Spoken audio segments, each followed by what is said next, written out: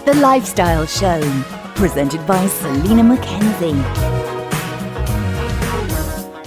Now, Becky Excell has been on the show many times before, 7 in total. We've just worked it out.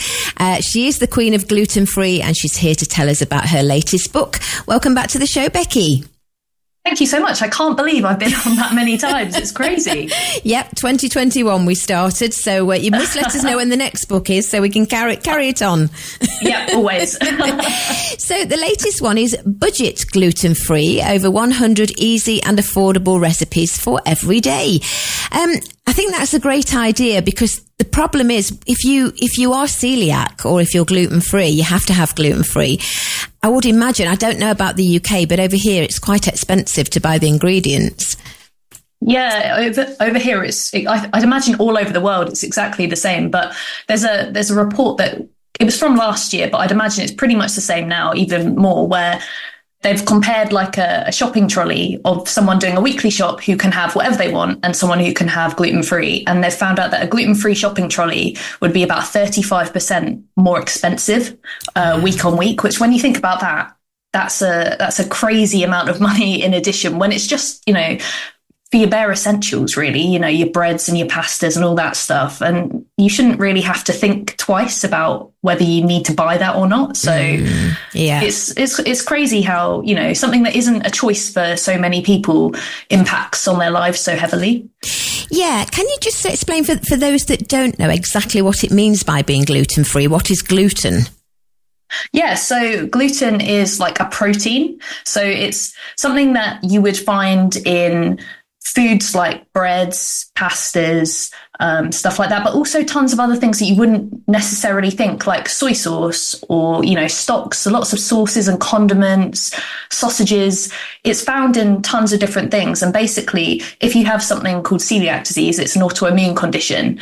And basically, if you consume something that contains gluten, your immune system kind of like attacks itself and can make you really unwell, like in the short term, but also it can give you a lot of long-term health problems. So it's, the only sort of not cure, but the only treatment for celiac disease is to eat gluten-free forever and ever and ever. So, that's why I kind of started writing all these recipes and stuff to make sure that people who have to eat gluten-free and have no other choice have, some choice in terms of recipes and can actually eat nice food, because you're suddenly, it can be very overwhelming and a massive change to someone's life when food is such a big part of everyone's life that they can't suddenly eat a really big component of so many meals. Yeah, I'm glad you explained that, because I think a lot of people just think it's an intolerance or maybe it causes IBS or something, but it can make you very poorly.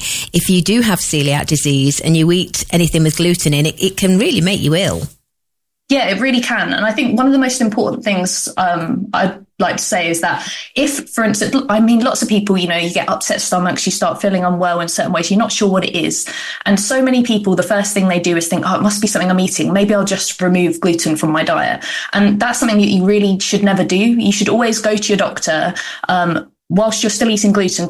Don't try it out yourself first. Don't try gluten-free. Go to your doctor, speak to them, and they can test you for celiac disease, because you need to actually be eating gluten to be tested properly. So you need to go through things all in the right way. And then if it so happens that you have got celiac disease, then you can remove gluten from your diet. But you need to do things properly because, you want to be doing things the right way for your health. Your health is everything. So look after it. And I believe it's not easy to diagnose. No, it's not easy at all to diagnose. Well, I say it's not easy to diagnose. It's something that in the UK, for instance, it takes on average 13 years for someone to be diagnosed with celiac disease, because often you go to the doctors and they'll say, like you said, it might be IBS and stuff. But the actual process, once you go to the doctors, I think is a lot better these days than it used to be. You go and you can have a blood test. And then if the blood test comes back one way or the other, they'll send you off and you will have like an endoscopy. So although it's not a nice thing, it's something that, you can have done. It's just a little bit unpleasant, but it's worth it if in the long run, that means that you find out your diagnosis and you can sort of sort your health out. Absolutely. Now, it says here that in the book, it's not just gluten-free. You provide dairy-free, lactose-free and low FODMAP recipes.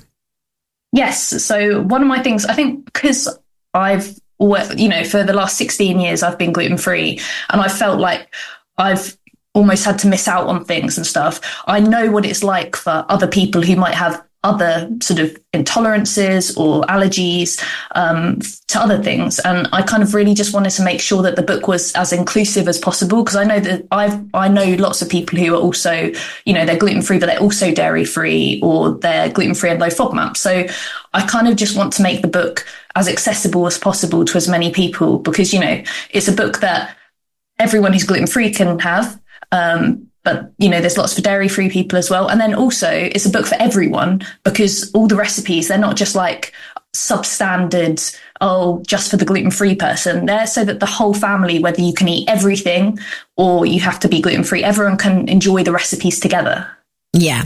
And you're not compromising on taste. I mean, I'm reading there's things like crispy fried chicken with spicy rice. There's Yorkshire pudding wrap. There's even desserts in there. Yeah, one of the things with this book is the book that, I wish that I had when I was first told I needed to follow a gluten-free diet 16 years ago. And I just want to help everyone eat delicious, affordable, easy food. Like, it's food that I want to eat, and it's food that my audience want to eat, because that's how I get my inspiration for my recipes, from asking what they miss. Because, you shouldn't ever have to miss out. So whilst it's budget, in its nature to help people be able to afford food that's often expensive, I've never compromised on taste and sort of just been removing things. I've just found different ways of making food more affordable, but keeping the deliciousness in it as well. Yeah. And because a lot of people have got them nowadays, can you do your recipes in the air fryer? Oh, yes. So one of my big things, the book I did before this was called Gluten-Free Air Fryer. So I've been big on my air fryer for a long time now. But yeah, air fryer is a big thing for me. And also the slow cooker, which I think is sort of, that it feels like a bit more of an old school appliance, but that as well is really, really good. And both of them so cheap to run, and just make life a lot easier. I should have known that, shouldn't I? Because I would have interviewed you about Yeah, exactly. It was a while ago. It's coming back to me now. Yeah. Well, one of the recipes in the book is a keema curry, and you're going to tell us how to make it. Yes. So this recipe is actually from one of the chapters that's called Big Batch Cooking. So the recipe actually is for serving 6 to 8 people, but we often make this recipe, and there's only 2 of us in my household, but we make it, eat a little bit of it, and then portion the rest out as sort of homemade ready meals, which is, really, really nice to have when you just can't be bothered to cook or you're a bit busy and stuff. So that's one of my big sort of tips in terms of cooking gluten-free. In terms of this recipe as well, you can cook it on the hob or you can cook it in the slow cooker. I give lots of different options. Ingredients you'll need, really simple ones. I use 150 grams of frozen chopped onions, or you can use some leek, just a packet of minced beef, some garlic paste if you want, ginger paste, jarred jalapenos, which is a really cheap way of getting spice into things, a curry powder, just a little bit of salt. And then I use some potatoes, a can of chopped tomatoes, a can of lentils, tomato puree, some gluten-free stock, and some frozen peas. So you'll see I use quite a few different things like frozen vegetables in there. I also use lentils to bulk out the mince, so that, because beef mince can be quite expensive. So what I do is I use sort of a half method, where you use a little bit of beef, use a little bit of lentils, and you actually can't really taste the difference, which is really handy. So in terms of the recipe, super, super simple. We're going to just put a pan with a lid onto the hob, just put a little bit of oil in there, medium heat, fry off the onion or the leek. Then you just add in the beef, cook that until it's nicely browned. Then just add in your flavours. So your garlic, your ginger, your jalapenos, your curry powder, and a little bit of salt. Stir it in.